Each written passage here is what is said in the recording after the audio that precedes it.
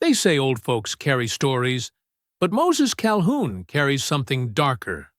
At 107 years old, this quiet man in a small Alabama home looks harmless.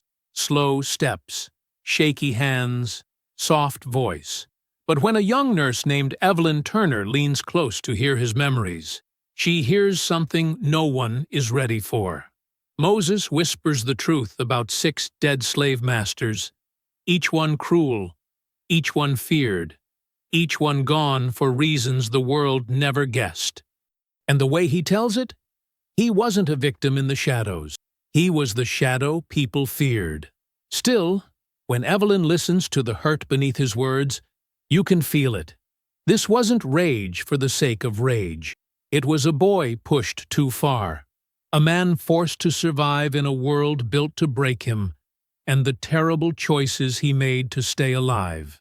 Now his secret is leaking into a town ready to explode, and the wrong people want to silence him for good.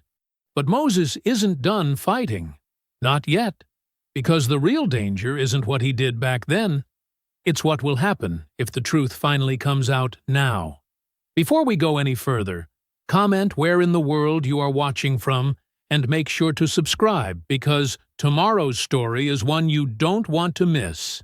The pine shadows stretched long and crooked across the dirt yard outside the Montgomery County home for colored elders. Moses Calhoun watched them from his chair by the window. He had learned to count time by shadows. 70 years ago, he counted shadows to know when the overseer would pass. 50 years ago, he counted them to know when the store closed and white men went home. Now he counted them because there was nothing else left to count. The pines moved. The shadows followed. His hands rested on his knees. He heard footsteps in the hallway. White man's footsteps. He could always tell. White men walked like they owned the floor beneath them. The door opened. "Mr. Calhoun?" Moses turned his head slowly. A young white man stood in the doorway holding a leather case and a stack of notebooks. He wore a pressed shirt and round spectacles that caught the morning light. His hair was combed neat. His shoes were polished. "My name is Edward Callahan," the young man said. "I'm with the Federal Writers Project. The WPA sent me to interview you about your experiences before the war." Moses said nothing. He looked at the man's face. Smooth skin, no scars, eyes that had never seen anything worth remembering. Edward stepped inside and closed the door behind him. He set the leather case on the small table and opened it. Inside was a device Moses had never seen before, metal and glass with wires attached. "This is a recording machine," Edward explained. He spoke slowly, like Moses might not understand. "It captures your voice so others can hear your story later. Is that all right with you?" Moses watched the machine. "You gonna put my voice in that box?" In a manner of speaking, yes. Edward smiled. "Future generations will be able to hear first-hand accounts of slavery. It's important work. Historical preservation." Moses nodded once. Edward pulled out a chair and sat down. He opened a notebook and uncapped a pen. "Let's begin with some basic information," Edward said. "When were you born?" 1828, Moses said. "August." Edward wrote it down. "And where?" "Talbot Plantation, Marion County." "Who owned you then?" "Thomas Talbot. His son after him." Edward's pen scratched across the paper. Moses watched his hand move. Steady, confident. The hand of a man who had never been afraid to write anything down. "How many masters did you have over your lifetime?" Edward asked. Moses was quiet for a moment. He looked out the window again. The shadows had shifted. "6, he said. Edward raised his eyebrows. "6? That's unusual. Most enslaved people stayed with one family their entire lives." "Most did," Moses said. "I didn't." "Were you sold often?" "Sometimes sold, sometimes traded, sometimes just moved." Edward nodded and made notes. "And what happened to these masters? The Talbots and the others?" Moses felt something shift inside his chest. A small movement, like a bird turning in its cage. "They died," Moses said. How? Edward asked. He did not look up from his notebook. Moses smiled. It was a slow smile, the kind that took time to build. They died the way I let 'em. Edward's pen stopped. He looked up. His eyes moved across Moses's face, searching for meaning. Then he laughed. It was a nervous sound that did not reach his eyes. You have quite the sense of humor, Mr. Calhoun, Edward said. Moses did not laugh. He kept smiling. Edward cleared his throat and looked back at his notes. Let's talk about your work on the plantations. What kind of labor did you perform? Moses answered the questions. He talked about cotton fields and tobacco rows. He talked about sun and rain. He talked about hands that bled and backs that bent. Edward wrote it all down. The pen kept moving. But Moses felt something else moving too, inside his head. Memories that had stayed buried for decades were pushing upward. A barn wall leaning, a woman's teacup, thunder rolling across a dark field. Did you ever try to escape? Edward asked. Moses's vision blurred for a moment. He saw himself, young, strong, standing in a barn doorway. Thomas Talbot walked past him. The beam above creaked. Mr. Calhoun? Moses blinked. Edward was staring at him. Are you all right? Tired, Moses said. His voice sounded far away. Edward checked his pocket watch. We've been talking for nearly an hour. Perhaps we should stop for today? He began packing his things. The notebooks went into the case. The recording device was wrapped carefully in cloth. Moses watched him work. His head felt heavy. The memories were still there, pressing against the inside of his skull. Bitterroot plants growing wild behind a kitchen house.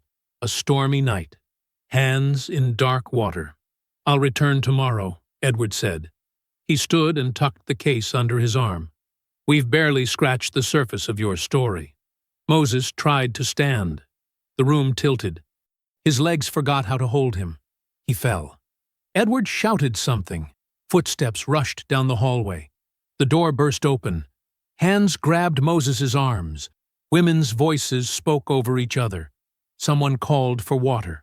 Moses felt himself being lifted. His eyes would not focus. He saw the ceiling moving past. Then a face appeared above him. A young black woman with steady eyes and gentle hands. It's all right, Mr. Moses, she said. We've got you. Her name was Evelyn. He knew her. She worked here. She was good. Talbot, Moses whispered. The word came out without permission. Talbot was the first one. Evelyn's face changed. Her eyes narrowed slightly, but her hands stayed gentle as they lowered him onto his bed. Rest now, she said. Moses closed his eyes. The shadows were still moving behind his eyelids. They would keep moving long after the sun went down. Moses woke to pale morning light cutting through the window. His head felt like someone had packed it with wet cotton. His mouth tasted of metal and dust. He turned his head slowly. Evelyn sat in the chair beside his bed. She held a tin cup. Drink this, she said. Moses tried to lift his arm. It shook. Evelyn leaned forward and held the cup to his lips. Cool water touched his tongue. He swallowed once, then again. How long? He asked. You've been sleeping since yesterday afternoon. Evelyn set the cup on the small table. You scared everyone half to death. Moses closed his eyes. Yesterday. The interview. Edward Callahan and his notebooks, and his machine that captured voices. The questions that had pulled memories from places they should have stayed buried. That white man, Moses whispered. He coming back? Mr. Callahan? I imagine so. He left his card with Mr. Grayson. Moses's fingers moved across the rough blanket. His breath came shallow and quick. There's a box, he said. Under my bed. Evelyn frowned. A box? Burn it. The words came out harsh, desperate. Before he comes back. Before anyone sees. Burn it all. Mr. Moses. What? Please. His hand found hers. His grip was weak but insistent. Burn the box under my bed. Evelyn looked at him for a long moment. Then she nodded. All right. I'll take care of it. She stood and smoothed her apron. "Let me get you some broth. You need to eat." She walked to the door and opened it. Then she stepped into the hallway and closed it behind her. Moses listened to her footsteps fade. He counted to 30. Then he heard the footsteps return. The door stayed closed. He heard fabric rustling, knees touching the floor, the scrape of wood against wood. Moses closed his eyes. "No," he whispered. "Don't look. Please don't look." But he knew she would. He had known from the moment he asked her to burn it. People always looked at things they were told to destroy. The sounds stopped. Silence filled the room like water rising. Then the door opened. Evelyn stood in the doorway. She held a dust-coated wooden box in both hands. It was small and plain, the kind of box that could hold letters or trinkets, or secrets no one was meant to find. She walked to the chair and sat down. She set the box on her lap. "Don't," Moses said, but his voice had no strength left. Evelyn opened the box. Inside were papers, yellow with age, folded and refolded until the creases had worn thin. She lifted the first one carefully. Her eyes moved across the words written in faded ink. Moses watched her face change. She set the first paper aside and picked up the second, then the third. A plantation map, drawn in careful detail. A rusted key that might have opened a barn door or a lockbox or something worse. More papers covered in handwritten notes, names, dates, descriptions of events that could have been accidents if no one looked too close. Evelyn read them all. Moses saw her hands begin to shake. When she finished, she looked at him. "Did you do these things?" Her voice was steady, but her eyes were not. Moses met her gaze. For the first time in decades, he did not look away. "Yes." The word hung between them. "All of them?" Evelyn asked. "Yes." She set the papers back in the box, one by one. Her movements were slow and deliberate. "Tell me about the first one." Moses drew a breath. The memory was there, waiting. It had been waiting for 70 years. "Thomas Talbot," he said. "Marion County, 1853. He owned me from birth. Worked me in the fields until I was strong enough to move to the barn." Moses's voice grew distant.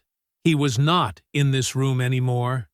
He was standing in a barn that smelled of hay and horse sweat and old wood. "Talbot had a temper," Moses continued. "He'd beat a man for looking at him wrong. Beat women for sport. There was a girl, Sarah, 14 years old. He took a liking to her." Evelyn's jaw tightened, but she said nothing. "I watched him," Moses said. "Every day. How he walked. Where he went. What he touched. I learned his patterns the way you learn a season. And I learned that barn." Moses's fingers moved against the blanket as if tracing lines only he could see. "The main beam was cracked," he said. "Had been for years. Talbot knew it needed replacing, but he was cheap. Kept saying he'd fix it next month. Next season. Never did. I worked on that beam every night for 3 weeks, little bits at a time. Filed the bolts until they were barely holding. Weakened the wood where no one would notice. Then I waited." Evelyn leaned forward. "For what?" "For him to walk under it." Moses's voice was flat, empty of emotion. He did inventory every Saturday morning. Always stood in the same spot to count harnesses, right under that beam. Moses paused. The memory played out behind his eyes with perfect clarity. "When it fell," he said, "it sounded like thunder. Crushed him flat. Everyone came running. They called it an accident. Said the beam was rotten. Said Talbot should have fixed it years ago." He looked at Evelyn. They were right. He should have. Evelyn sat perfectly still. Her face showed nothing but her knuckles were white where she gripped the box. "You killed him," she said. "I freed myself from him," Moses replied. "There's a difference." "Is there?" Moses did not answer. Evelyn stood. She walked to the window and looked out at the yard. The morning light touched her face. For a long time she said nothing. Moses waited. He had learned patience over 107 years. He could wait a little longer. Finally, Evelyn turned around. "The others," she said. "Did they all deserve it?" "Deserve is a white man's word," Moses said. "I did what I had to do to survive. That's all." Evelyn walked back to the chair. She sat down with the box still in her lap. "Why tell me? I didn't mean to. The words just came out. Why not burn these yourself?" Moses lifted one shaking hand. "Can't light a match anymore. Can barely hold a cup." Something shifted in Evelyn's expression. Not quite sympathy, not quite understanding, but not fear either. She closed the box. "I should be horrified." "You should," Moses agreed. "I should run from this room and never come back." "Yes, but I'm not going to." Moses looked at her, really looked at her. She was young, maybe 25. Her eyes held something he had not seen in a long time. Not pity, not disgust. Something else. Something that might have been recognition. "Why?" he asked. Evelyn set the box on the table. "Because I want to hear the rest." Moses felt something in his chest loosen. A weight he had carried for so long he had forgotten it was there. "It's a dangerous thing," he said. "Knowing what I know." "Everything about being black in Alabama is dangerous," Evelyn said. "At least this danger has a purpose." She stood and smoothed her apron again. "I need to clear my head. Think about this. But I'll come back tomorrow." She walked to the door and opened it. Then she paused and looked back at him. "6 masters," she said. "You really killed 6 of them?" "Yes." "How?" "Different ways. I'll tell you. If you come back." Evelyn nodded once. Then she stepped into the hallway. Moses listened to her footsteps fade. This time, they did not return. He lay in his bed and watched the shadows move across the ceiling. The box sat on the table where Evelyn had left it. The secrets were out now. Someone else knew. Someone else carried the weight. For the first time in decades, Moses Calhoun did not feel completely alone. Evelyn walked down the hallway with her mind spinning in circles. Her hands still trembled slightly. She pressed them against her apron to make them stop. 6 deaths. 6 deliberate, calculated killings spread across a lifetime. And Moses had told her about it like he was describing the weather. She turned the corner toward the nurse's station and stopped. Mr. Grayson stood near the front desk. He was the white administrator who ran the home, a thin man with wire-rimmed glasses and a permanent scowl. Beside him stood Edward Callahan, the WPA interviewer from yesterday. They spoke in low voices, too low to hear clearly. But Evelyn saw the way Grayson held Edward's notebook, the way he tapped a finger against one page, the way Edward nodded and wrote something down. Grayson's eyes lifted and met Evelyn's. She kept walking, steady pace, nothing suspicious, just a nurse finishing her rounds. But her heart beat faster. She reached the nurse's station and signed out for the evening. Her hand was steadier now. She made her writing clear and careful. When she looked up again, Grayson and Edward were gone. Evelyn stepped outside into the fading light. The air was warm and heavy. Crickets sang in the grass. She walked to the road and began the long walk home. Tomorrow she would return. Tomorrow she would hear more, and she would decide what to do with the impossible truth Moses had placed in her hands.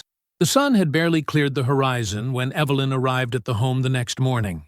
She came early on purpose, early enough that most of the staff had not yet arrived, early enough that the hallways were still quiet.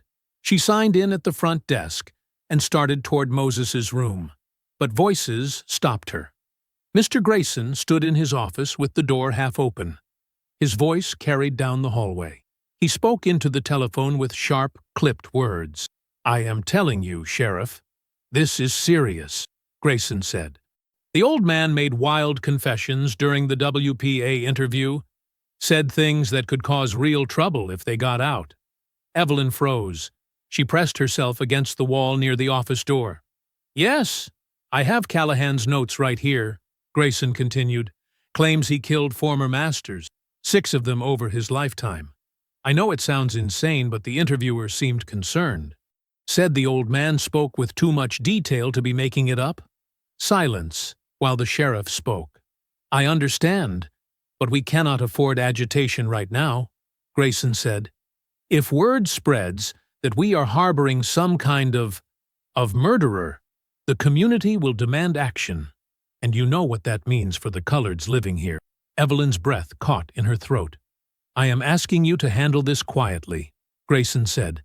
"Come by this afternoon. We can question him together. Get the truth. Then decide what to do." Another pause. "Thank you, Sheriff. I will see you at 2 o'clock. The telephone clicked into place. Evelyn did not wait to hear more. She turned and walked quickly toward Moses's room. Her footsteps were too loud in the empty hallway. She forced herself to slow down, to breathe, to think. When she reached Moses's door, she knocked once and entered without waiting for an answer. Moses sat by the window in the same chair as yesterday. He looked up at her with those sharp eyes that did not match his ancient body. "They know," Evelyn said. "Mr. Grayson called the sheriff. They are coming this afternoon to question you." Moses nodded slowly. "I expected this." "You expected it?" Evelyn closed the door behind her. "Then why did you tell me? Why did you tell the interviewer?"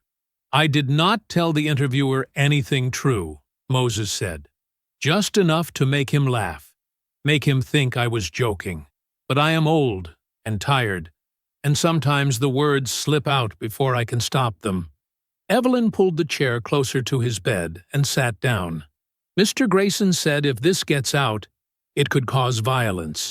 Against everyone here. Against the whole black community." "He is right," Moses said calmly. "White folks do not need much excuse to start trouble. A story like mine? They would use it to justify anything. Then we have to hide it," Evelyn said. "Burn the box. Destroy the evidence. Tell them you were confused. Tell them." "No." The word was quiet, but absolute. Evelyn stared at him. "You want them to know?" "I want someone to know," Moses said. "I want the truth to exist somewhere other than my head. But not Grayson. Not the sheriff. Not white men who will twist it into something it is not." He leaned forward slightly. The movement seemed to take great effort. "I will tell you," he said. "Everything. All 6. Every detail I remember. You write it down. You keep it safe. And when I am gone, you decide what the world needs to hear." Evelyn felt the weight of what he was asking. It pressed down on her shoulders like a physical thing. "Why me?" she asked. "Because you came back," Moses said simply. "Because you did not run. Because I think you understand." Evelyn did not answer right away. She looked at the box still sitting on the table. Then she looked at Moses, 107 years old, a man who had survived things she could not imagine, a man who had killed to stay alive. She reached into her apron pocket and pulled out a small notebook, the kind she used to record patient symptoms and medicine schedules. She opened it to a blank page. "Tell me," she said, "from the beginning." Moses drew a long breath. When he began speaking, his voice changed. It grew stronger, clearer, as if the past gave him energy the present could not. "I was 8 years old when I first understood that Thomas Talbot would kill me if I let him," Moses said. "Not quickly, not with a bullet or a rope, slowly, through work and hunger and beatings that never quite stopped." Evelyn wrote quickly. Her handwriting was small and neat. "Talbot owned 43 people," Moses continued. "Worked us on a plantation in Marion County. Cotton mostly. Some tobacco. The house slaves had it easier, but not by much. Field slaves like me, we were tools to him. Nothing more." Moses's eyes focused on something far away, something only he could see. "There was a girl named Sarah," he said. "She was 14. Pretty. Talbot noticed her one day when she brought water to the fields. After that, he called for her at night. Everyone knew what was happening. No one could stop it." Evelyn's pen pressed harder against the paper. "Sarah got pregnant," Moses said. "Talbot did not care. Worked her until she lost the baby. Then he beat her for losing it, said she did it on purpose. Moses's hands trembled slightly. Not from age, from memory. She died 3 days later, he said. Fever took her. But it was Talbot who killed her. Everyone knew that, too. That is when I decided, Moses said. I was 8 years old, and I decided that if I was going to survive, Thomas Talbot could not. Evelyn looked up from her notebook. You were just a child. Children learn fast when their lives depend on it, Moses said. He continued the story, described how he watched Talbot every day for months, learned his routines, his habits, where he walked, what he touched. Moses studied the barn the way another child might study letters in a book. The main support beam was cracked, Moses said. I could see it from where I slept in the loft. A crack that ran almost halfway through the wood. Talbot knew about it, kept saying he would fix it, but he was cheap and lazy and mean, so he never did. Moses described how he worked on that beam, a little bit every night when everyone else slept. He used tools he borrowed and returned before dawn. He filed the iron bolts until they were barely holding. He worked the crack deeper into the wood. I was terrified the whole time, Moses said. Terrified someone would catch me. Terrified it would not work. Terrified it would work, and I would be a killer at 8 years old. Evelyn wrote it all down, every word. But I was more terrified of staying helpless, Moses said. So I kept going. He described the Saturday morning when Talbot walked into the barn for inventory, how Moses watched from the loft, how Talbot stood in exactly the right spot, how the beam groaned once before it fell. The sound was like the world splitting open, Moses said. Everyone came running. They found Talbot crushed under half a ton of wood, dead before anyone could pull him free. Moses looked at Evelyn. I cried when I saw him. Real tears, because I was 8 years old and I had just killed a man. But he was not a man, Evelyn said quietly. He was a monster. He was both, Moses said. That is what made it so hard. A knock came at the door. Both of them froze. Nurse Turner? Mr. Grayson's voice came through the wood. I need to speak with you. Evelyn looked at Moses. He nodded toward the box. She grabbed it quickly and shoved it under the bed. Then she tucked her notebook deep into her apron pocket. One moment, she called. She straightened her uniform and opened the door. Mr. Grayson stood in the hallway with his arms crossed. His thin face held no warmth. What are you doing here so early? He asked. Mr. Calhoun had trouble sleeping, Evelyn said. I came to check on him. Grayson looked past her at Moses. I need to inspect this room. Safety protocols. Now? Evelyn asked. Now. Evelyn stepped aside. Grayson walked into the room and began looking around. He opened the closet, checked the corners, ran his hand along the windowsill. His eyes scanned everything with cold efficiency. Moses sat perfectly still in his chair. He looked frail again, harmless, just an old man too tired to cause trouble. Grayson walked to the table and picked up the water glass. He set it down and wiped his hands on his pants. Everything seems in order, he said, but I will be back this afternoon with Sheriff Briggs. We have questions for Mr. Calhoun. Questions about what? Evelyn asked. That is between us and him, Grayson said. He left without another word. Evelyn closed the door and leaned against it. Her heart pounded in her chest. Moses let out a long breath. That was close. Too close, Evelyn said. The rest of the day passed in careful silence. Evelyn stayed with Moses as much as she could without raising suspicion. She brought him meals, changed his bedding, made notes in his medical chart that said nothing important.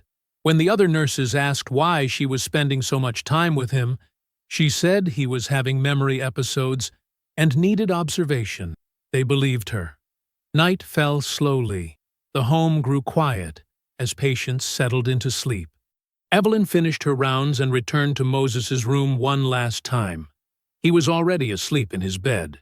His breathing was soft and steady. Evelyn sat in the chair by the window and pulled out her notebook. She read through everything she had written. Then she began planning. She needed to document everything Moses remembered. Every killing. Every detail. Before Grayson and the sheriff could twist the truth into something it was not. She needed to protect Moses, protect the community, and somehow protect the impossible secret that could destroy them all. She wrote for hours, plans and possibilities, questions she needed to ask, ways to hide the evidence if she had to. When the clock on the wall showed midnight, she finally stood. Her back ached from sitting so long. Her hand cramped from writing. Moses still slept peacefully. Evelyn tucked the notebook back into her pocket. Tomorrow, she would return early again. Tomorrow, they would continue. She left the room quietly and walked down the dark hallway. Outside, the night air was cool. Stars filled the sky above the pine trees. Evelyn walked home with her mind full of questions and her pocket full of dangerous truths. She did not sleep much that night. When the sun rose, she was already dressed and ready to return. Sunrise came soft and golden through the windows of Montgomery County Home for Colored Elders. Evelyn walked through the front doors carrying a cloth-wrapped breakfast plate and 2 fresh notebooks tucked under her arm. The hallway smelled like coffee and floor wax. Most of the other nurses had not arrived yet. Evelyn preferred it this way. Fewer questions, fewer eyes watching where she went. She knocked quietly on Moses's door before entering. He was already awake, sitting in his chair by the window with his hands folded in his lap. He looked rested, stronger than yesterday. "Good morning," Evelyn said. "Morning," Moses replied. She set the breakfast plate on the small table beside him. Eggs and grits and a piece of cornbread. Steam rose from the food. "Eat first," she said. "Then we talk." Moses nodded and picked up the fork. His hands shook slightly, but he managed well enough. Evelyn sat in the other chair and waited. When he finished eating, she pulled out one of the new notebooks and opened it to the first page. "I am ready when you are," she said. Moses looked out the window for a long moment. Then he began. "The second death happened when I was 16, he said. "I was sold to a family in Sumter County after Talbot died. The Harrington family. Big house. Bigger cotton fields. They had a mistress named Clara Harrington." His voice grew quieter.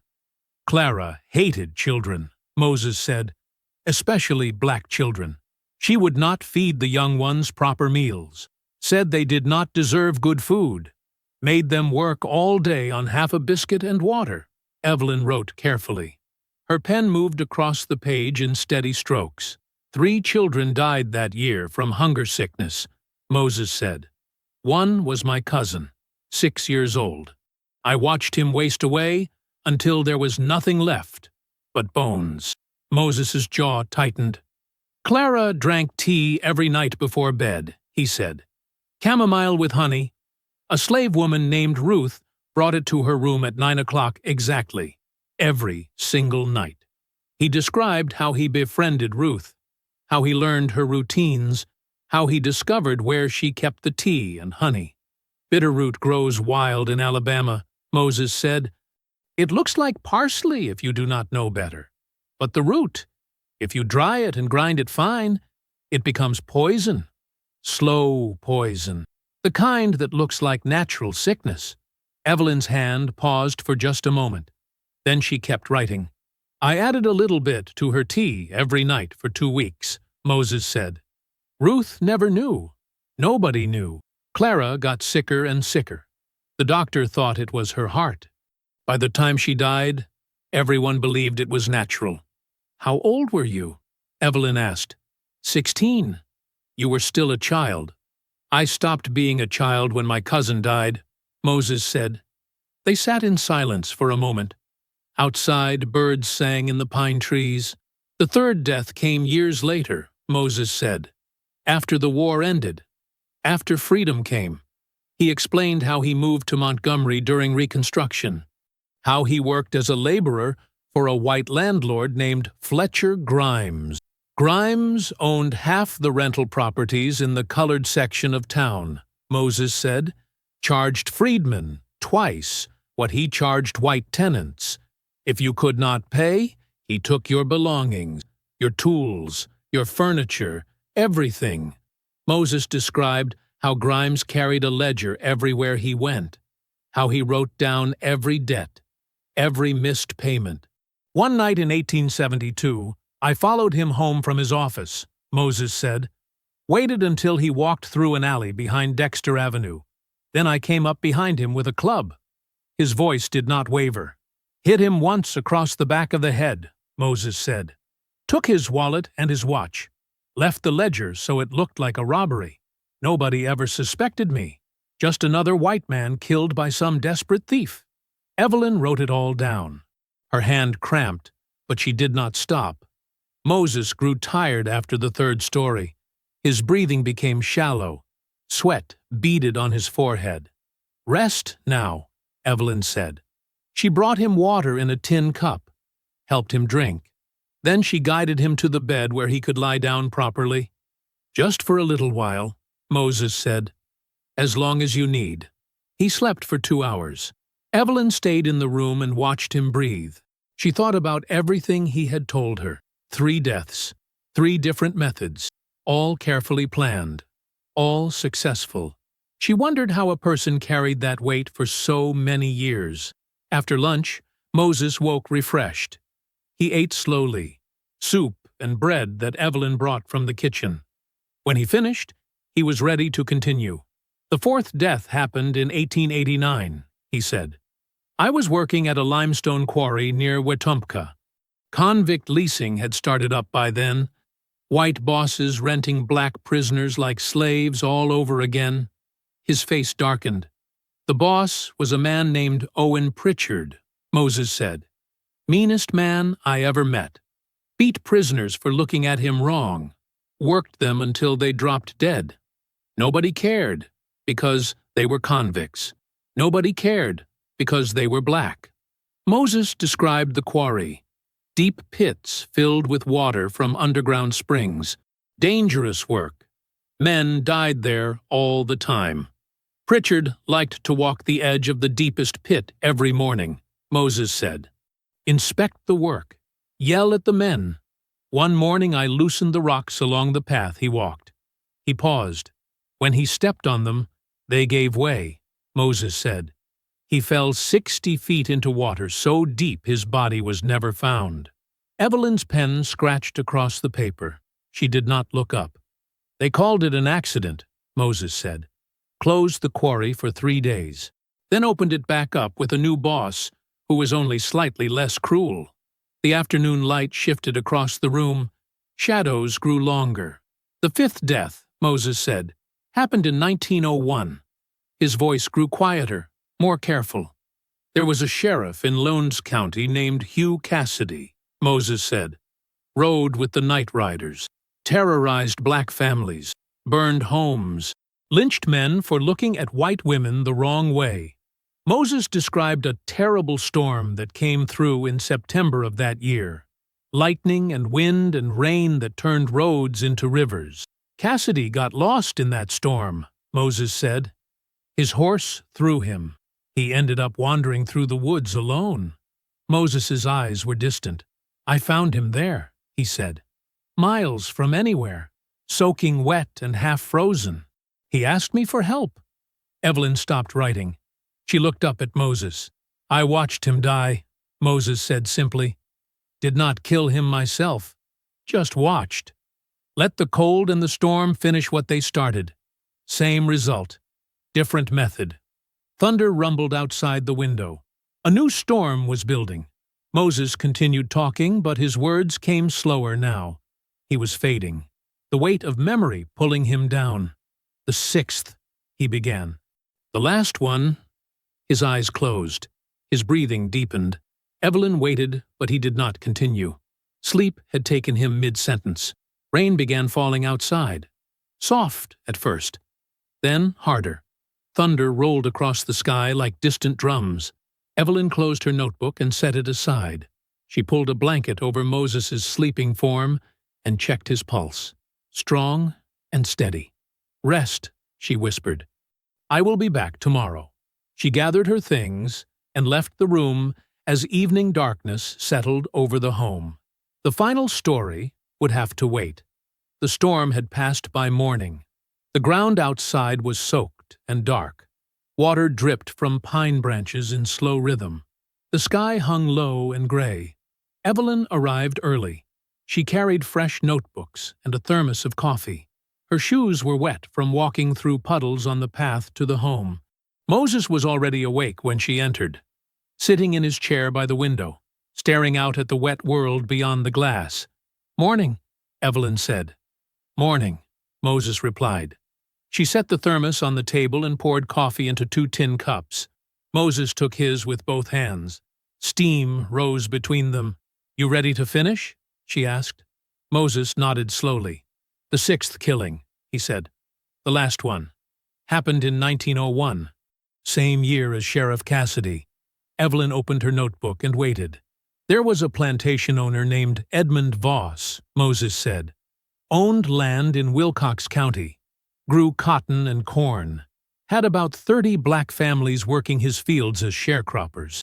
His hands tightened around the coffee cup. "Voss was the cruelest man I ever knew," Moses said. "Made the others look like children playing at meanness. He beat men for sport. Sold their daughters to white men who came visiting. Burned crops if families tried to leave." Moses described how he came to work on Voss's land in the spring of 1901, how he kept his head down and his mouth shut, how he watched and learned. "Voss loved horses," Moses said. "Had 5 of them. Beautiful animals. He rode them hard every day. Treated them better than he treated us." He explained how Voss always rode the same black stallion on Sunday mornings, how he galloped through the fields checking fences and counting workers. "I learned about horses when I was young," Moses said. "Learned how to calm them, how to train them, how to make them trust you." His voice grew quieter. "I also learned how to make them buck," he said. Moses described weeks of preparation, how he befriended the stable boy who cared for the horses, how he gained access to the barn late at night, how he found the black stallion's stall. "Horses got sensitive skin," Moses said, "especially around the saddle area. If you rub something irritating there, something that burns slow, the horse do not feel it right away. But when weight presses down on the saddle, the burning starts." Evelyn wrote carefully, her pen moving steady across the page. "I used crushed peppers mixed with pine sap," Moses said. "Rubbed it under the saddle blanket where nobody would see. Did it Saturday night. By Sunday morning it had dried invisible." He paused to sip his coffee. "Voss mounted up like always," Moses said. "Rode out toward the south fields. For the first few minutes, nothing happened. Then the horse started feeling the burn, started getting agitated, started moving wrong." Moses's eyes were distant now, remembering. "The horse bucked hard," he said. "Threw Voss straight off. He hit the ground head first, broke his neck instant, dead before anybody reached him." "They blamed the horse?" Evelyn asked. "Shot it that same afternoon," Moses said. "Said it had gone wild. Nobody ever suspected anything else." Evelyn finished writing and looked up at Moses. "Did you ever regret it?" she asked. "Any of them?" Moses met her eyes. "Regret ain't something I had the luxury for," he said. "Regret is for people with choices. I did not have choices. I had survival." They sat in silence. Outside, a bird called from somewhere in the wet trees. While Evelyn and Moses talked, Mr. Grayson moved through the building with purpose. He walked the hallways, checking rooms, looking for what he called contraband materials. He carried a clipboard and wore a stern expression. When he found old newspapers or personal letters in residents' rooms, he confiscated them. Said they were fire hazards. Said they cluttered the facility. But everyone knew what he was really looking for. Evidence. Proof. Anything that would confirm the wild stories he had heard about Moses Calhoun. Evelyn saw him pass by Moses's door twice that morning. She waited until he moved to another wing. Then she slipped out quietly. She needed help. Someone with wisdom. Someone the community trusted. Reverend Amos Wright lived 3 blocks from the colored home. His house was small and neat, with a vegetable garden in the back. Evelyn knocked on his door just before noon. The Reverend answered wearing work clothes, dirt on his hands from gardening. He was a man in his 50s, with graying hair and kind eyes that missed nothing. "Miss Turner," he said, "come in." They sat in his front room. Evelyn explained everything quickly and quietly. Moses's confessions, the 6 deaths, Mr. Grayson's suspicions, the danger approaching. Reverend Wright listened without interrupting. When she finished, he nodded slowly. "This is a heavy burden," he said. "For Moses, for you, for all of us. If this gets out wrong—" "What should I do?" Evelyn asked. "Let me gather some people," the Reverend said. "Elders who understand what Moses lived through. People who will not judge him. People who will protect him." "How many?" "Just a few," he said. "Too many voices bring too many risks." That afternoon, 4 people gathered in Moses's room. Reverend Wright, Evelyn, an elderly woman named Sister Ida, who had been born in slavery, and a man named Thomas Freeman, who worked as a carpenter and deacon at the church. Moses sat in his chair, looking smaller than usual, fragile, but his eyes were alert. "Brother Moses," Reverend Wright said gently, "Miss Turner told us you carry a difficult story. We came to hear it, not to condemn, just to witness." Moses looked at each of them. Then he began speaking. He told them everything. Not in full detail like he had told Evelyn, but enough. 6 deaths across 70 years. 6 masters who died by his hand or his design. His voice quivered, sometimes with pride, sometimes with shame, sometimes with simple exhaustion. Sister Ida wept quietly. Thomas Freeman sat very still. Reverend Wright listened with his hands folded and his head bowed. When Moses finished, nobody spoke for a long moment. Then Sister Ida reached over and took Moses's hand.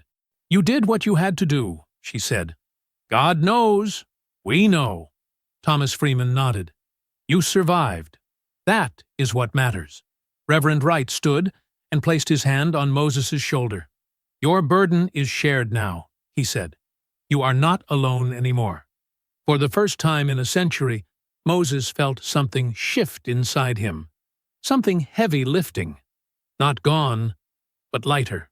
He closed his eyes and breathed deep. The elders left one by one as afternoon faded toward evening. They slipped out quietly. Reverend Wright went last. He squeezed Moses's hand and promised to return. Mr. Grayson watched from his office window. He saw them leaving, saw the way they moved with purpose, saw the serious expressions on their faces. He closed his office door and sat at his desk, pulled out a sheet of official letterhead, picked up his pen. He began writing a report addressed to Sheriff Luther Briggs. His handwriting was neat and deliberate. "Dear Sheriff Briggs," he wrote, "I am writing to inform you of a serious matter requiring immediate attention regarding a resident at this facility."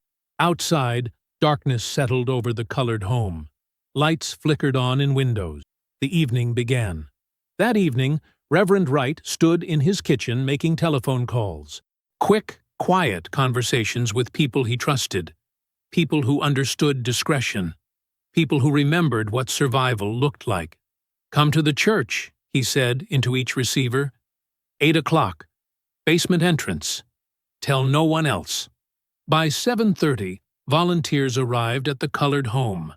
2 men and a woman. They moved like shadows through the building's side entrance, found Moses's room, brought a wheelchair borrowed from the church. Evelyn helped Moses stand. His legs shook. She steadied him and guided him into the chair. "Where are we going?" Moses asked. "Somewhere safe," Evelyn said. "Somewhere you can speak freely." They wrapped a blanket around his shoulders. covered his lap, made him look like just another sick old man being moved for medical reasons.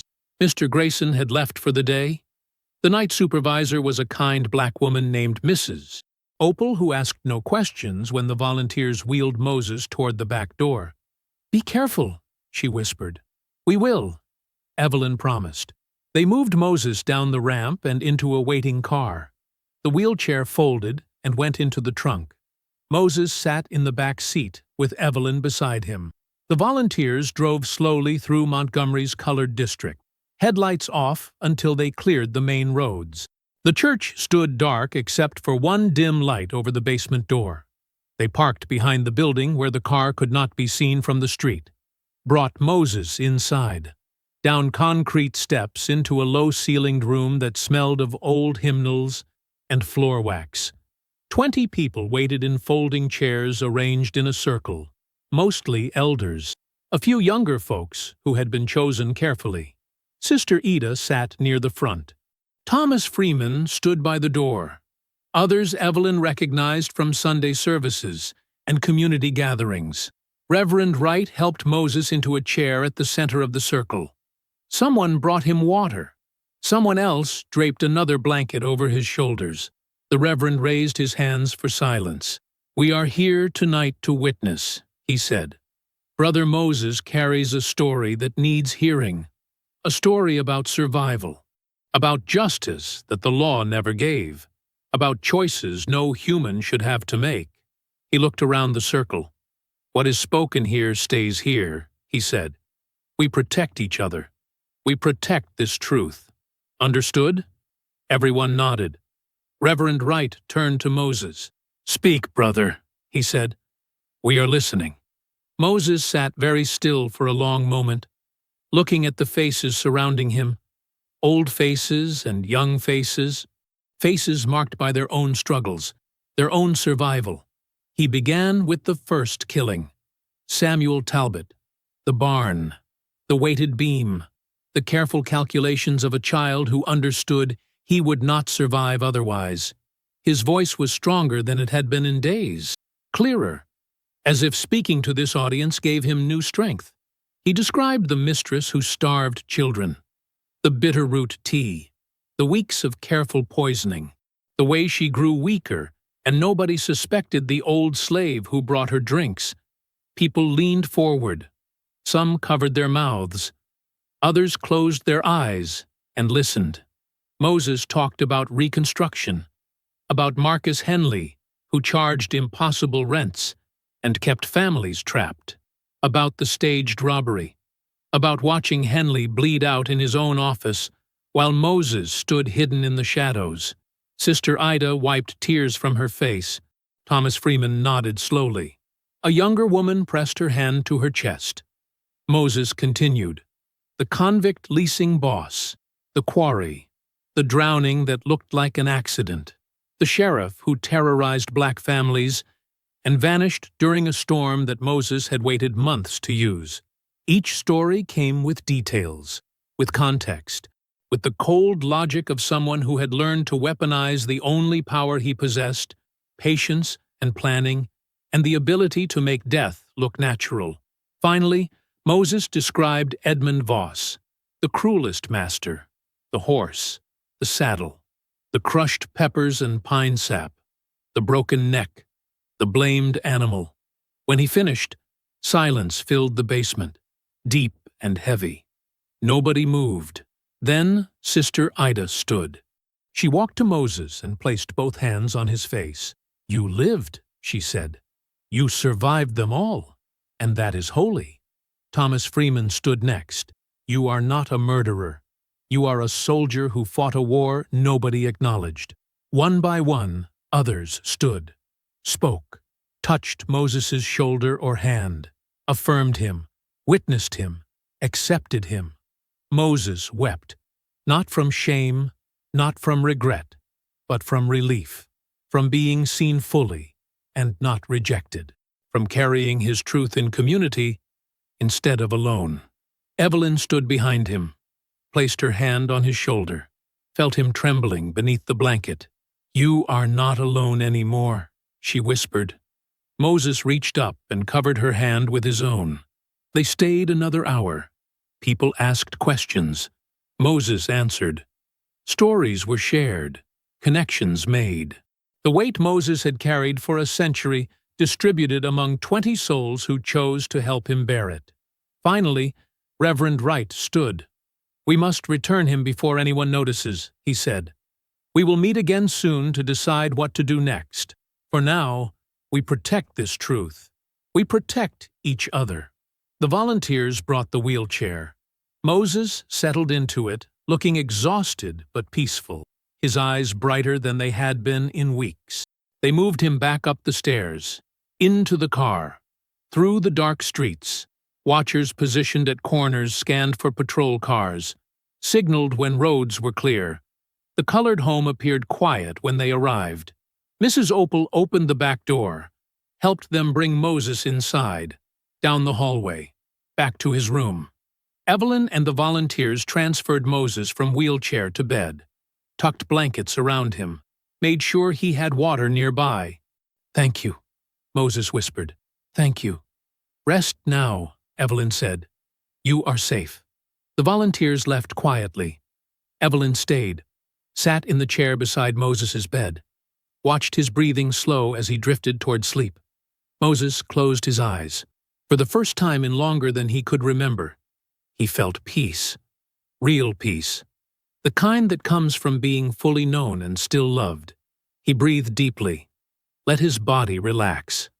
Let the exhaustion take him. Then headlights swept across the window, bright and sudden, moving fast. Evelyn stood, looked out, saw 2 cars pulling into the front lot. Sheriff's vehicles, deputies climbing out, flashlights cutting through the darkness. Her heart seized. Moses opened his eyes. What is it? He asked. Trouble, Evelyn said. Trouble is here. The banging started before Mrs. Opal could lock the front door.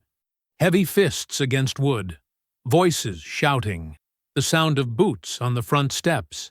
Open up! Sheriff's Department! Mrs. Opal stood frozen in the hallway. Her keys rattled in her trembling hands. I said open this door! She moved toward the entrance, unlocked it with shaking fingers, stepped back as 3 deputies pushed inside. They wore badges and carried flashlights and moved like men who expected resistance. Their boots tracked mud across the clean floors Mrs. Opal had mopped that afternoon. Where's Grayson? The first deputy demanded. He went home hours ago, Mrs. Opal stammered. Then get him back here, now. Another deputy was already moving down the hallway, shining his light into rooms. Elderly residents woke confused and frightened. Some cried out. Others pulled blankets over their heads. What's happening? An old woman called from her doorway. Police business, the deputy snapped. Get back inside. Evelyn stepped into the hallway from Moses's room. Her heart hammered against her ribs, but she kept her voice steady. These people are sick and elderly, she said. You have no right to disturb them. The lead deputy turned his flashlight on her face. Blinding light. She raised her hand to shield her eyes. You, the nurse? He asked. Yes. Then you know where Moses Calhoun is. He's sleeping. He's 107 years old. He needs rest. He needs to answer some questions. In the middle of the night? He's done nothing wrong. The deputy stepped closer, close enough that Evelyn could smell tobacco on his breath. That ain't for you to decide, he said. More boots on the steps outside. Voices. Someone called for the administrator. Within minutes, Mr. Grayson arrived in his car, still buttoning his shirt. He hurried inside, looking nervous and eager at the same time. Gentlemen, he said, I called as soon as I suspected trouble. The lead deputy nodded. Show us to his room. Right this way. They moved down the hallway like a formation. Grayson leading, deputies following, Evelyn trailing behind with her hands clenched into fists. They reached Moses's door. Found it closed? The lead deputy pushed it open without knocking. Moses sat up slowly in bed, squinting against the flashlight beams, his thin frame barely visible beneath the blankets. Moses Calhoun? The deputy asked. Moses said nothing. I asked you a question, old man. I hear fine, Moses said quietly. Just deciding if I need to answer. The deputy's jaw tightened. You're coming with us. On what charge? Evelyn demanded from the doorway. Disturbing the peace, resurfacing dangerous old crimes, making threats against white citizens. He made no threats. He's been in this bed for days. We have evidence, says different. Mr. Grayson stepped forward then, pulled folded papers from his coat pocket. Evelyn's stomach dropped when she recognized her own handwriting. I found these hidden in her bag this afternoon, Grayson said. After I heard the old man talking to those church people. He handed the papers to the deputy. Evelyn's careful notes, her documentation of Moses's confessions, everything written in her own hand. The deputy scanned the pages. His expression darkened. 6 murders, he said. Detailed confessions.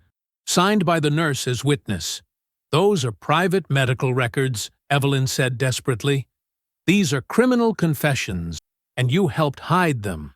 2 deputies moved to Moses's bed, grabbed his arms, pulled him upright despite his protests. Stop! Evelyn pushed forward. You'll hurt him. A deputy blocked her path, shoved her backward hard enough that she stumbled. You're done here, girl, he said. Consider yourself suspended pending investigation. You can't. We can do whatever we want. You harbored criminal intent, helped conceal evidence. You're lucky we ain't arresting you right now. They dragged Moses from the bed. His bare feet touched the cold floor. He wore only his nightshirt. Someone threw a blanket over his shoulders, but nobody bothered with shoes or proper clothes. Please, Moses said. His voice was small, frightened. Please, I can walk. Shut up. They hauled him toward the door. Moses's legs barely supported his weight. His breathing came in short gasps. Evelyn tried to follow, but another deputy blocked the hallway. Where are you taking him? She demanded. County jail. Soon as we get transport arranged. He's too fragile for jail. He needs medical care. He's getting a locked room until morning. Then he's the county's problem. They moved Moses down the hallway. Other residents watched from doorways. Some cried. Others stood silent, with fear in their eyes. Mrs. Opal pressed her back against the wall as the deputies passed. Mr. Grayson walked alongside them, pointing out the infirmary room at the end of the building. Lock him in there, he said. It's got a good solid door, and only one window. The deputies shoved Moses inside. The room was small and sparse. A narrow bed, a chair, a barred window that looked out on the back lot. Don't try nothing, the lead deputy warned. We'll have a man outside this door all night. They pushed Moses onto the bed, left him there without checking if he was injured or ill, slammed the door, turned the lock. Evelyn stood in the hallway listening to the click of the bolt sliding home. You need to leave, Grayson told her. I work here. Not anymore. Not until the sheriff says otherwise. Mr. Grayson, I said leave, now, before I have you arrested for trespassing. Evelyn looked at the locked infirmary door, at the deputy who stood guard with his arms crossed, at Grayson's satisfied expression. She had no power here, no authority, no way to protect Moses tonight. She turned and walked toward the exit, her vision blurred with tears she refused to let fall until she was outside. The night air was cool against her face. She stood on the steps, breathing hard, trying to think, trying to plan. That's when she heard the voices, coming from the road beyond the property. Men's voices, rough and angry, growing louder. She walked to the edge of the lot, looked down the dark street. Torches, moving closer. At least a dozen men carrying flames and walking with purpose. Their faces hidden in shadow, but their intentions clear. The mob was forming, coming for Moses, coming to finish what the law had started. Evelyn ran to her car, started the engine with shaking hands, drove toward town as fast as she dared. She had to find Reverend Wright, had to warn the others, had to do something before morning came and Moses was taken away, or worse. Behind her, The torches moved closer to the colored home. Voices shouted. Someone laughed. The sound carried across the night like a promise of violence. Inside the locked infirmary room, Moses sat on the edge of the narrow bed. His hands rested in his lap, his breathing slow and deliberate. He could hear them outside, distant but distinct. The shouts, the excitement, the kind of sounds he had heard before, many times, across many decades, the sounds of men who believed they had permission to hurt him. Moses closed his eyes, felt himself shrinking, growing younger, becoming the frightened child who learned that survival meant making yourself small, making yourself quiet, making yourself disappear. "It's happening all over again," he whispered to the empty room. All the peace he had felt hours earlier was gone, replaced by the old familiar terror, the kind that lived in his bones, the kind that never truly left. He pulled the thin blanket around his shoulders, lay down on the bed, curled onto his side. Outside, the voices grew louder. The torches grew brighter. Moses closed his eyes and waited for dawn. Dawn crept over Montgomery County with pale gray light.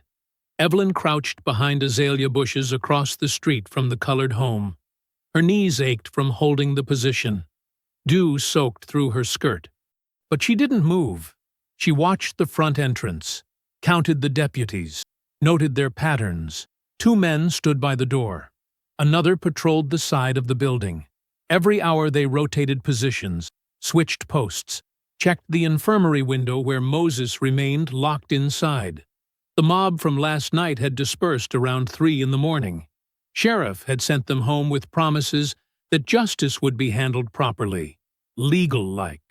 But everyone knew what proper justice meant for a black man accused of killing white folk. Evelyn had spent the night at Reverend Wright's house, planning, preparing. The Reverend had called in every favor owed to him, every connection, every person who believed Moses deserved better than a county jail cell or a lynch mob's rope. Now, they were ready to move. A car pulled up behind the bushes where Evelyn hid. Reverend Wright stepped out quietly, joined her in the shadows. "Everything set?" she whispered. "Thomas is inside already. Works the kitchen morning shift.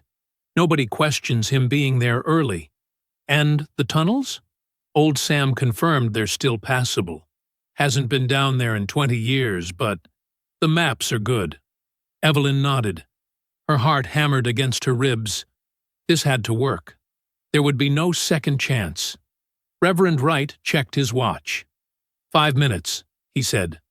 They waited in silence, watching the deputies smoke cigarettes and complain about the early shift, watching the sky lighten from gray to pale blue.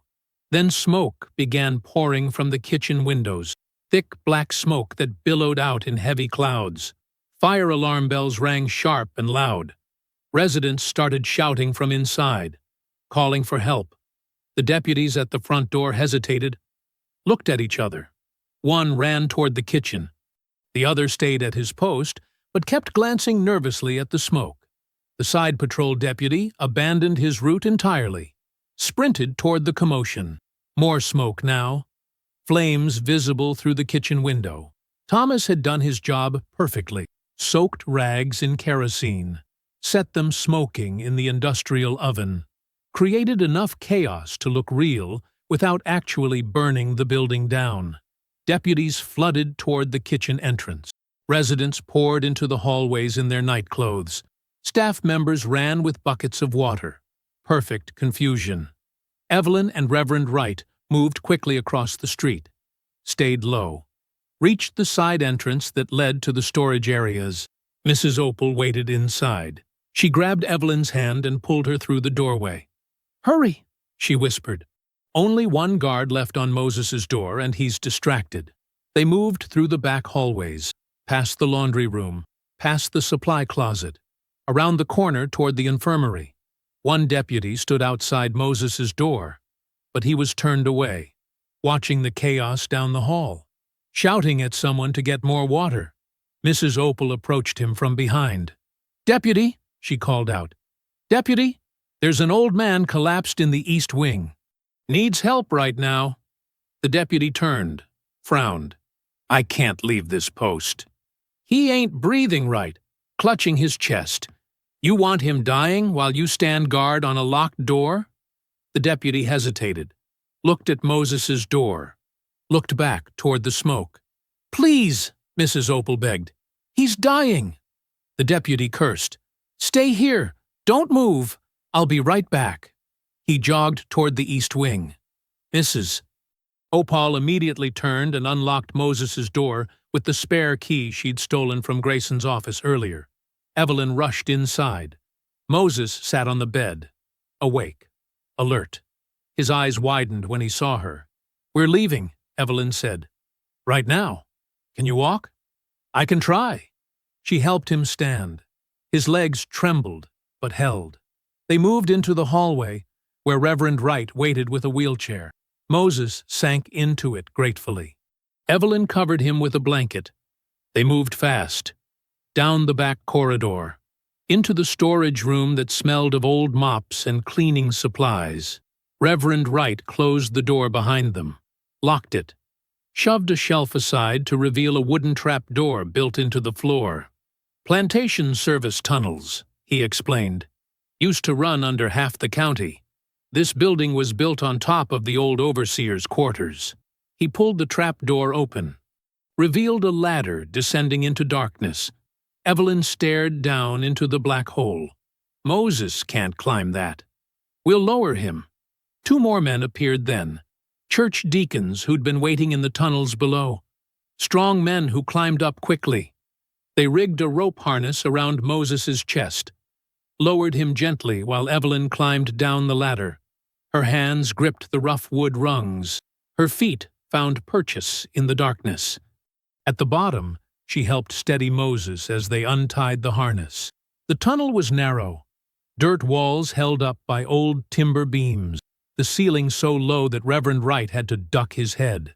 Someone lit lanterns. Weak yellow light pushed back the shadows. The wheelchair wouldn't fit. Two deacons lifted Moses between them, carried him like a child, his feet dangling above the dirt floor. They moved through the tunnels single file. The air smelled of earth and rot. Water dripped somewhere in the distance. Evelyn's dress dragged through mud. Her breathing echoed against the walls. They walked for what felt like hours, but was probably only 20 minutes, following the Reverend, who consulted an old hand-drawn map by lantern light, taking turns, ducking through low archways, stepping over collapsed sections. Finally, they reached another ladder, this one leading up to a trap-door beneath the church. The deacons carried Moses up first. Then Evelyn climbed. Her arms ached, her legs shook, but she kept moving until she emerged into the church basement. Clean air, lamplight, familiar faces waiting. They had made it. Volunteers helped carry Moses to a small hidden room behind the furnace, a space the church kept for emergencies, for people who needed to disappear. A cot waited there, clean sheets, blankets, a basin of water. They laid Moses down gently. His breathing came fast and shallow. His skin looked gray in the lamplight, but he was alive. He was safe. For now. Evelyn sat beside the cot, took his hand. His fingers felt cold and fragile as bird bones. "Rest now," she whispered. Moses closed his eyes. His breathing slowly steadied. Sleep took him within minutes. The others left quietly, gave them privacy, promised to stand watch upstairs. Evelyn stayed, holding Moses's hand, watching his chest rise and fall. Outside, she heard church bells ringing, calling people to morning service, covering the sound of their escape with the ordinary rhythms of Sunday worship. Evening shadows filled the church basement. Moses woke slowly. His eyes opened to lamplight flickering against stone walls, the smell of old hymn books and furnace oil, the sound of footsteps above his head. He was alive. Still alive. Evelyn sat in a chair beside his cot. Her head had been resting against the wall, but she straightened when she heard him stir. "You're awake," she said softly. Moses nodded. His throat felt dry as cotton. She helped him drink water from a tin cup. Cool and clean. He swallowed carefully. How long was I sleeping? Most of the day. It's evening now. Sunday service ended hours ago. He looked around the small room, noticed other people sitting along the walls. Reverend Wright stood near the doorway. Mrs. Opal perched on a wooden crate. Thomas from the kitchen leaned against the furnace. Old Sam, who'd confirmed the tunnels were passable. Sister Margaret from the church choir. Deacon James and Deacon Paul, who'd carried him through the darkness. Others, too. People whose faces Moses recognized from the gathering 2 nights before. Trusted souls who'd heard his confessions and hadn't turned away. They all watched him quietly, waiting. Reverend Wright stepped forward. "Moses, we need to talk about what happens next." Moses pushed himself up slowly. Evelyn helped arrange pillows behind his back so he could sit. His body ached everywhere. Bones that had carried him through a century of living now felt ready to crumble. "Talk, then," Moses said. The Reverend pulled a chair close to the cot, sat down. His face looked tired but determined. "Your story," he said. "Everything you told us, everything Evelyn wrote down. We need to decide what to do with it." Evelyn reached beneath her chair, pulled out the notebook she'd been using to record Moses's confessions. The pages were filled with her careful handwriting, names and dates, and terrible truths. "Some of us think this should be published," Reverend Wright continued, "sent to newspapers up north, organizations that fight for our people. Let the whole country know what one man survived. What one man did to survive." Sister Margaret spoke up from her place against the wall. "Truth like this could change things, make people understand what slavery really was, what it turned us into just to stay alive. Could start a movement," Thomas added. "Give people courage to stand up. Show them that resistance been happening all along, even when it looked like we were just enduring." Moses listened, said nothing yet. Deacon James cleared his throat. "But there's danger in that truth, too. White folks around here won't take kindly to knowing a black man killed their grandfathers and great-grandfathers. Could bring violence down on all of us." "Already got the sheriff looking for Moses," Old Sam said. "Publishing this would make it worse. Make him a target. Make all of us targets. They'll use it as proof we're dangerous," Mrs. Opal added.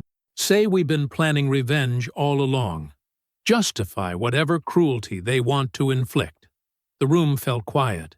Everyone looked at Moses.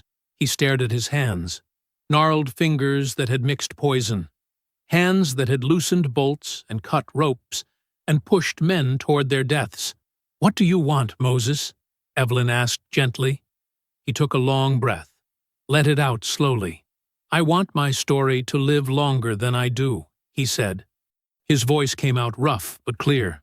107 years I've been carrying this weight, carrying these names, these deaths.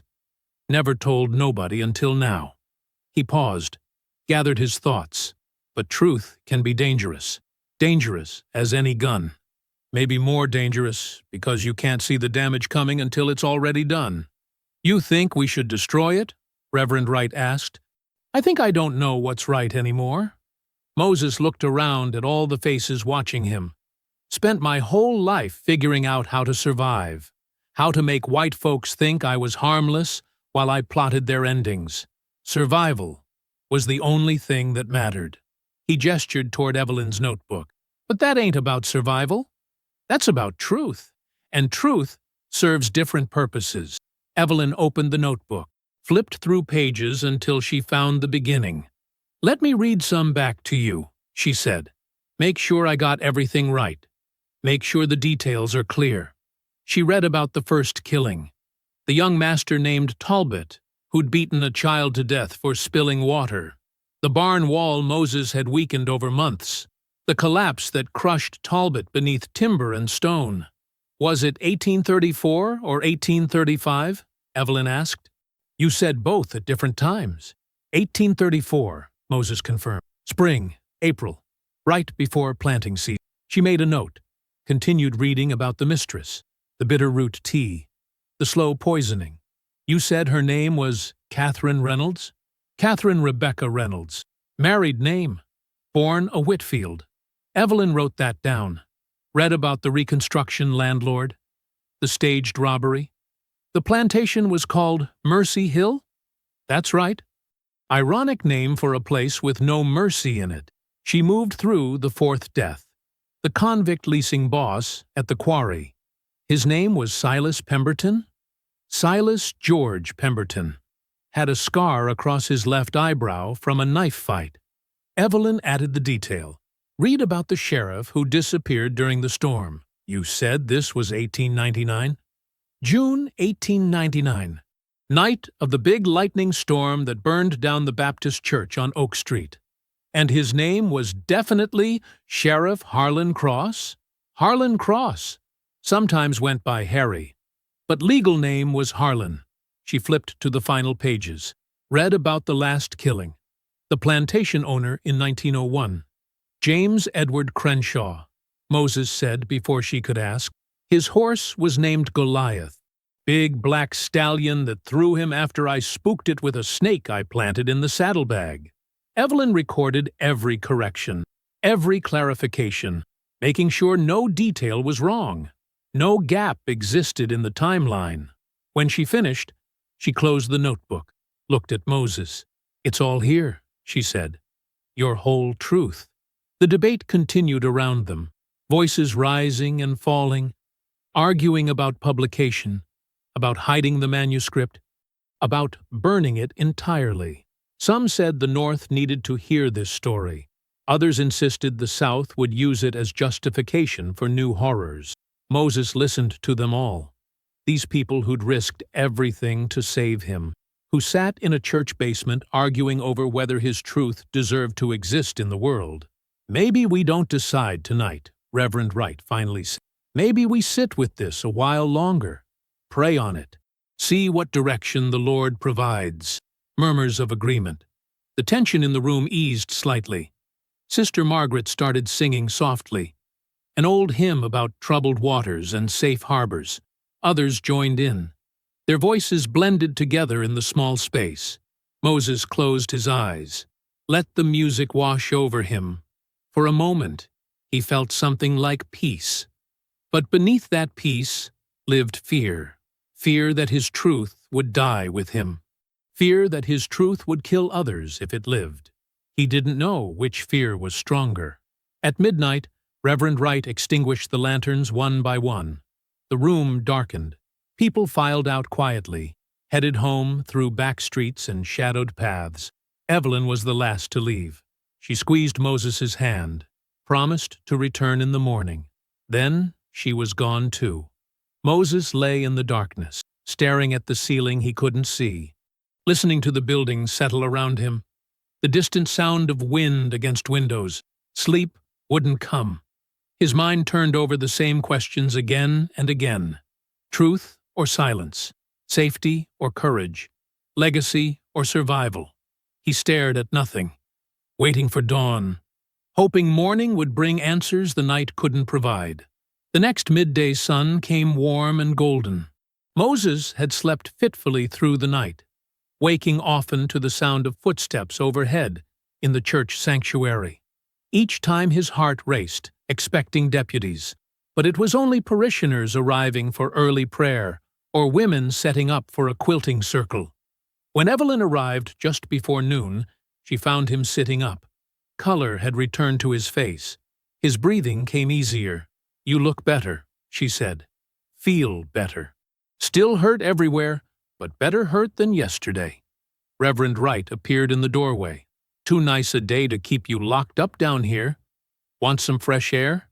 Moses nodded. Two deacons helped him stand. His legs shook, but held. They'd found a wooden cane somewhere, old and worn smooth by previous hands. Moses gripped it tight. They walked him slowly through the church kitchen, out the back door, into the small yard behind the building where a massive pecan tree spread its branches over patchy grass. Someone had placed a wooden chair in the shade. Moses lowered himself into it with help, felt the breeze against his face, heard birds singing in the branches above. "I'll stay with him," Evelyn told the deacons. They nodded and headed back inside. She sat on the ground beside his chair, spread her skirt over her knees. For a while neither of them spoke, just sat in the warmth and quiet. In the distance, beyond the church fence, children played in a vacant lot, running and laughing, chasing each other through tall grass. Moses watched them. Their joy seemed impossible, beautiful and impossible at the same time. "What they chasing?" he asked. Evelyn looked. "Fireflies, probably. Too early in the day. But children don't care. They'll chase anything that moves." Moses smiled slightly. "Must be nice, being young enough to chase things that ain't there yet." Evelyn reached into the bag she'd brought, pulled out a new notebook. This one had a sturdy cover, better paper. She'd spent the morning recopying his entire confession from her original notes. "Finished it," she said. "Every word, every date, every name." She opened the notebook, showed him pages of careful handwriting, neater than before, organized by year and location. "Made sure everything's clear," she continued. "No gaps, no confusion. Anyone reading this will understand exactly what happened and when." Moses took the notebook, held it gently. The weight of it felt heavier than it should. "This the only copy now?" "Yes. Burned my original notes this morning. Too dangerous to have two versions floating around. If anyone comes looking, there's nothing left to find except this." She'd been smart about it. Used different paper that couldn't be traced. Removed any identifying marks. If someone discovered it, they couldn't connect it directly to the church or the retirement home. Moses flipped through pages, saw his own life written out in black ink. All the terrible choices, all the calculated deaths, everything he'd carried alone for so long. "I've been fighting all my life," he said quietly. "Since before I can remember. Fighting to stay alive. Fighting to keep some piece of myself that they couldn't own. Fighting to make them pay for what they'd done." He closed the notebook, rested it on his lap. "Truth's the last fight I got. Maybe the most important one. But I don't know if the world ready for it." Evelyn pulled her knees up, wrapped her arms around them. "What do you want me to do with it?" Moses didn't answer right away. He watched the children in the distance, watched them run and stumble, and get up laughing. The breeze shifted, brought the smell of someone cooking greens nearby, reminded him of every meal he'd ever eaten in secret, every moment of stolen peace. "Been thinking about that all night," he finally said, "trying to figure out what's right. What serves the people still living instead of just settling accounts for the dead?" He touched the notebook's cover, traced his fingers along the edge. "Part of me wants everyone to know. Wants the whole country to understand what survival cost us, what we had to become just to keep breathing. And the other part?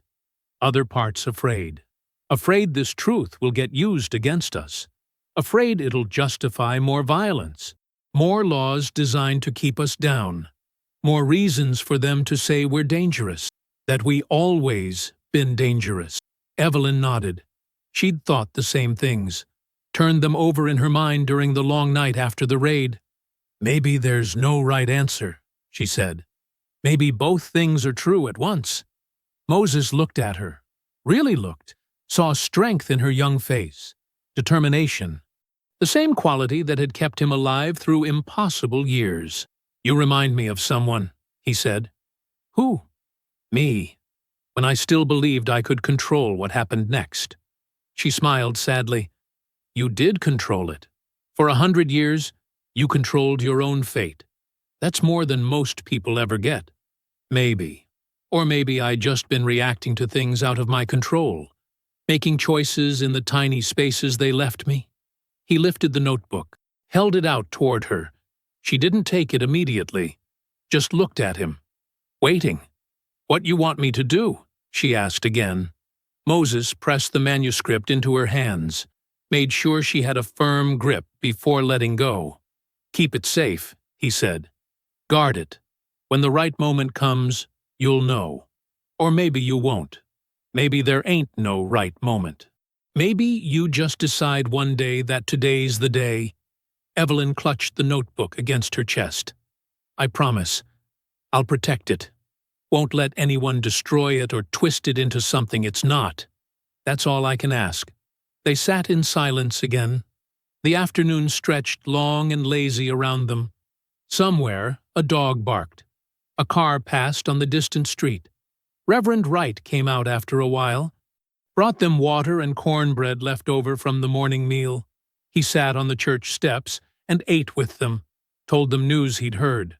"Sheriff resigned," he said, "this morning. Officially stepped down." Moses looked up. "That right? Town council been hearing complaints, colored and white both. People saying the raid was excessive, that he went too far chasing an old man who couldn't hurt anybody." "They know I could," Moses said quietly. "They don't know nothing, just talking about what they saw. Deputies breaking into a retirement home, dragging out someone who can barely walk. Looked bad. Made them look bad." Evelyn asked, "What about Mr. Grayson?" "Gone too. Donors to the home complained about his conduct, how he treated residents, how he stirred up trouble instead of protecting folks in his care. They removed him, brought in a new director. White or colored?" "Colored. Man named Washington from Birmingham. Got good references.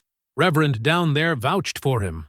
Moses absorbed this news, felt something shift slightly. Not hope, exactly, but maybe less immediate danger. "Things settling down then?" he asked. "Seems like. For now. Don't mean it's safe yet. Just means attention's moved elsewhere." The sun began its slow descent toward the horizon. Still hours of daylight left, but the quality of light changed, softened. Moses felt tiredness creeping through his bones again. The good kind, though. The kind that came from fresh air and real food instead of fear and running. His eyes grew heavy. He dozed in the chair, felt himself drifting. When he opened his eyes again, the sky had deepened to amber and pink. Evelyn still sat beside him. The notebook rested in her lap now. She'd been reading through it while he slept. Children's voices still carried from the distance. Smaller now, probably heading home for supper. Moses shifted in his chair. Evelyn looked up. "You back?" she asked. "Mostly." He rubbed his face. "How long I been out?" "Hour, maybe. You needed it." He did. His body felt looser, less pain in his joints. She held up the notebook. "This is powerful, Moses. Everything in here. The way you survived. The way you fought back. Powerful enough to help or powerful enough to hurt? Maybe both." He nodded slowly. That seemed right. Truth usually cut in multiple directions. The evening birds started their songs. Crickets joined in. The day preparing to give way to night. Moses looked at Evelyn, at the manuscript she held, at the determination in her eyes. "Maybe tomorrow will tell us what to do," he whispered. She smiled, squeezed his hand. Together they watched the sun sink lower, watched shadows lengthen across the grass, waited for whatever came next. I hope you found that story powerful.